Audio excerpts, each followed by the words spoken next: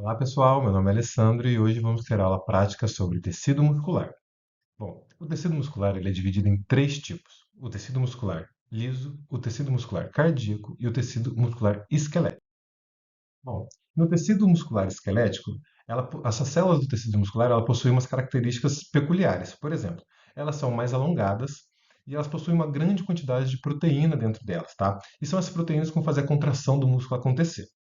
Além disso, elas também possuem células, como a gente pode ver aqui, as suas células, elas possuem núcleos periféricos, tá? É diferente, por exemplo, da musculatura lisa e da musculatura cardíaca, que os seus núcleos são centrais. Então, aqui, nessas células esqueléticas, os núcleos eles são periféricos, tá? Então, estão na periferia. E outra característica dela também é que ela possui nomes diferentes para algumas organelas. A própria célula já possui nomes diferentes, por exemplo, ela pode ser chamada de fibra muscular ou de miócitos, tá? Então, quando vocês ouvirem ou lerem esses nomes, você já sabe que está se referindo a células musculares esqueléticas. E, além disso, as próprias estruturas internas, né, ou seja, suas organelas, também possuem nomes diferentes. Por exemplo, a membrana plasmática ela é chamada de sarcolema e o citoplasma é chamado de sarcoplasma. Tudo bem? Então, como eu já mencionei para vocês, a gente tem três tipos principais de tecidos musculares, né? Que é o tecido muscular cardíaco, o tecido muscular liso e o tecido muscular esquelético. Aqui na imagem a gente pode ver um pouco deles, tá? O estriado esquelético, como eu falei para vocês, ele tem essa cara de estria. Por quê? Porque ele tem umas bandas claras e escuras que dá essa característica para o tecido. E como eu mencionei para vocês também, o núcleo dele é periférico, ok? O músculo estriado cardíaco ele também possui bandas, então ele também tem essa característica de estriado, com bandas claras e escuras, mas olha só onde fica o núcleo deles, fica centralizado esse núcleo, ok? E o músculo liso ele não possui estrias visíveis no microscópio, então ele não é chamado de estriado por conta disso, e além disso ele também tem células com núcleos centrais, ok? E como eu falei para vocês, né, o músculo estriado esquelético ele dá origem aos nossos músculos, que são associados aos ossos. O estriado cardíaco dá origem ao coração, tá? E o músculo liso, ele dá origem a todas as nossas vísceras, que são os músculos que a gente não controla, tirando do coração, que a gente também não controla, mas no coração é cardíaco e nas vísceras, por exemplo, é a musculatura lisa, ok? Então, só para a gente relembrar, o músculo estriado esquelético, ele é de controle voluntário. Ele está associado aos ossos do esqueleto, e por isso que ele é chamado de esquelético, e ele é chamado de estriado porque ele possui as bandas claras e escuras que dão a sensação de estria, né? Dão a visibilidade de estrias quando a gente olha no microscópio, e a contração, ele é de contração rápida, ok?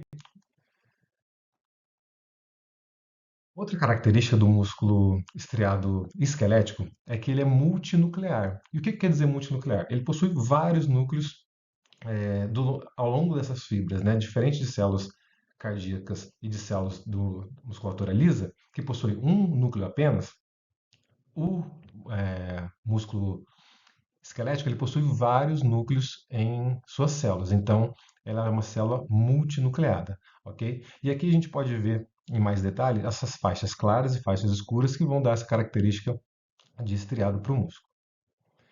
E quando a gente olha no microscópio com maior aumento, e quando a gente vê essas características de faixas claras e faixas escuras, a gente pode ver estruturas que são chamadas de bandas, que são essas estruturas que vão dar essa cor clara e escura para o músculo. Tá? Então, quando a gente vê uma banda I, por exemplo, que ela é mais clara, e a banda A e banda H, que é mais escura, a gente consegue ver essa característica de estrias. E o sarcômero, e o que é o sarcômero? O sarcômero é a unidade funcional do músculo, né? É a parte que vai se contrair e se relaxar do músculo. Ele é delimitado pela linha Z. Então, a gente tem bandas I, banda A e banda I, delimitando o sarcômero, e dentro das bandas I a gente tem as linhas Z, que são essas linhas mais escurinhas dentro da banda I, ok? E por que isso é importante a gente saber? É importante a gente saber isso porque quando a gente vai olhar a estrutura das proteínas e quando a gente vai olhar a contração muscular acontecendo, para a contração muscular acontecer, a gente precisa que essas linhas Z, elas se aproximem, tá? Ou se distenda se a gente quiser distender esse músculo. E para isso acontecer, a gente tem proteínas chamadas de actina e miosina que estão dispostas no músculo em uma posição que facilita essa contração acontecer. Então, primeiro, elas estão sempre paralelas uma da outra, tá? E a miosina, que é uma proteína mais grossa, ela fica centralizada nesse sarcômero, na banda A, tá? E a actina, que é um filamento proteico mais fino, ele fica mais próximo às linhas Z, tá? Então, quando a actina e a miosina se interagem e acontece a contração muscular, a actina e a miosina elas se contraem, se sobrepõem e se juntam, né? Fazendo com que as linhas Z também se juntem. Então, quando uma linha Z se junta à outra, ela puxa a linha Z vizinha também. E isso faz com que o músculo se contraia em cadeia, tá? Então é assim que acontece a contração muscular como um todo. Então, olha só. Como eu mencionei antes, a fibra muscular ela possui várias características. Por exemplo, nome diferente, organelas com nomes diferentes, grandes quantidades de proteínas que vão fazer a contração e o estiramento desse músculo, tá?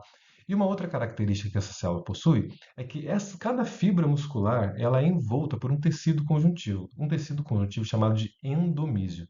Então, o endomísio ele envolve, ele reveste cada fibra muscular. E o conjunto de fibra muscular, como a gente pode ver aqui na imagem, ele forma um feixe muscular. E esse feixe muscular ele também é revestido por um tecido conjuntivo específico, chamado de perimísio. E um conjunto de perimísio, que vai dar origem então ao músculo, também é revestido por um outro tecido conjuntivo, chamado de epimísio. Então, a fibra muscular ela possui um tecido conjuntivo próprio que vai dar o seu revestimento, que é chamado de endomísio. O conjunto de endomísios, né, o conjunto de fibras musculares vão dar origem ao feixe muscular, que vai ser revestido pelo perimísio. E o conjunto de perimísios, como a gente pode ver aqui na imagem, dá origem ao músculo propriamente dito, tá? Que é revestido por um outro tecido conjuntivo chamado de epimísio. Tudo bem?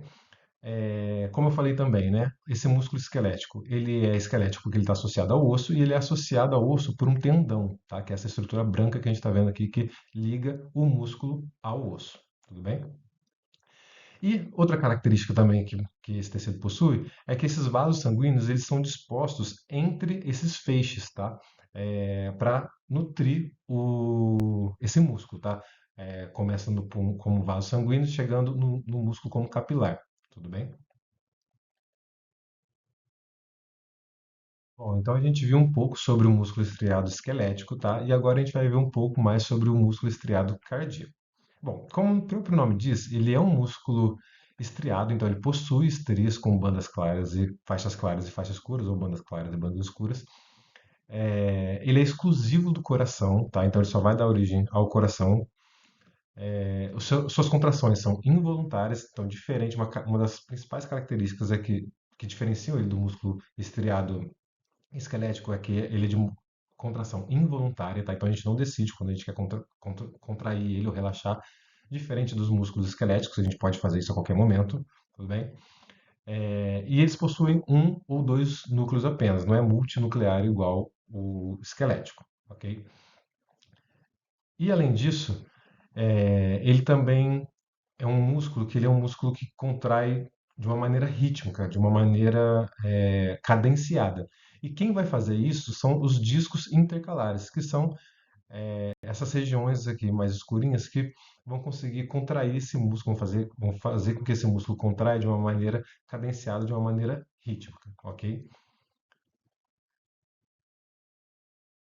E já o músculo liso, ele possui outras características. Por exemplo, ele reveste, como eu falei, né? Ele dá origem aos nossos órgãos internos, como os vísceras, por exemplo, como o esôfago, o estômago, o intestino e vasos sanguíneos.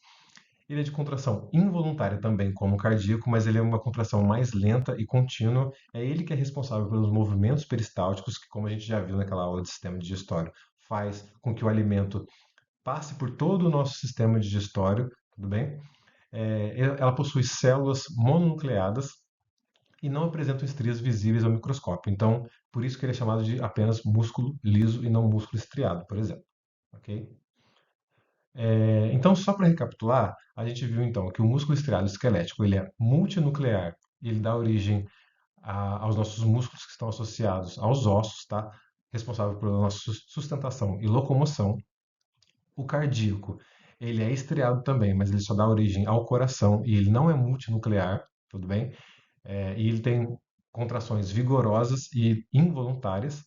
E o músculo liso, ele dá origem às nossas vísceras, ele é mononuclear e essa contração é uma contração mais lenta, tudo bem? Então, para que esse músculo estriado esquelético contraia, a gente precisa que uma informação saia do seu cérebro e chegue até o seu músculo, avisando que esse músculo precisa ser contraído. Essa informação, né, ela é dada através de uma junção neuromuscular.